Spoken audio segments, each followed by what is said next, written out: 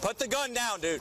It's one of the most pivotal advances in modern policing. Somebody grab his arm right here. For both the public and officers. I'm placing you under arrest for driving under the influence, right? But Labrisha Beatty had to wait more than a year to see the body camera video of her DUI arrest, which a judge dismissed after tests showed she had nothing in her system. Did you try to request your body cam video and the dash cam video from the officer's car? Yes, I did. I have not had luck with that, being that I reside in Alabama. That's because of this state law that only allows Tennessee citizens access to government records.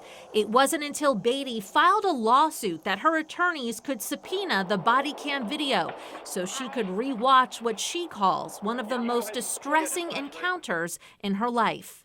So how much did you spend on attorney's fees before you were able to see the body camera video? It was thousands and thousands of dollars, thousands, before I can even obtain the video. Democratic state minority leader Senator Ramesh Akbari introduced a new law that would allow people from out of state to request records, including video, in their own cases, from an arrest to a traffic accident. I thought that was pretty ridiculous. I mean, I don't know the reason behind the policy or the law, but I know it needs to be changed. They should be able to request their own individual material. But after pouring through state statutes, Fox 17's previous reporting also found just one law in Tennessee's entire code relating specifically to body camera video, prohibiting its release in certain situations. that means right now it's up to individual law enforcement agencies to create their own policies, including when officers are required to activate body cam video and for how long it's stored. I compared different agency policies across the mid-state. Some were more detailed than others. How long the video was stored varied, with some listing no retention periods. You understand? You got your license on you?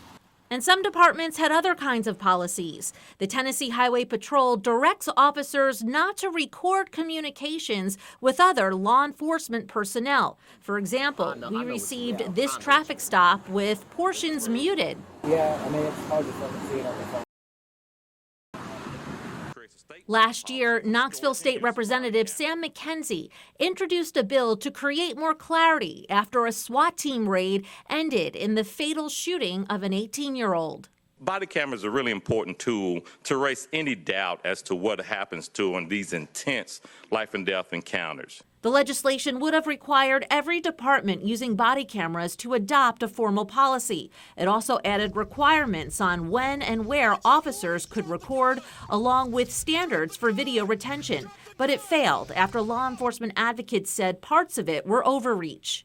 There are provisions in the bill that actually prohibit the use of body cameras in situations where law enforcement would deem that extremely necessary.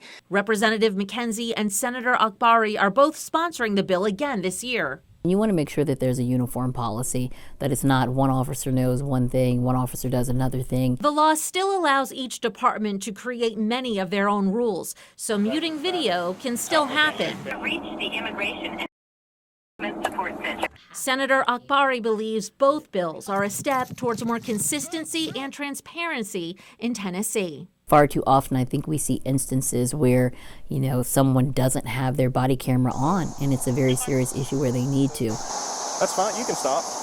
now, regardless of where you live, police don't have to release the video at all until the case is officially closed. But that doesn't mean they won't. Attorneys tell me it's often hit or miss, depending on the department, what kind of case it is, and sometimes whether or not you have an attorney.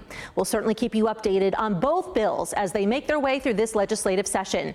I'm Kelly Avellino for Fox 17 News, your Code Red station.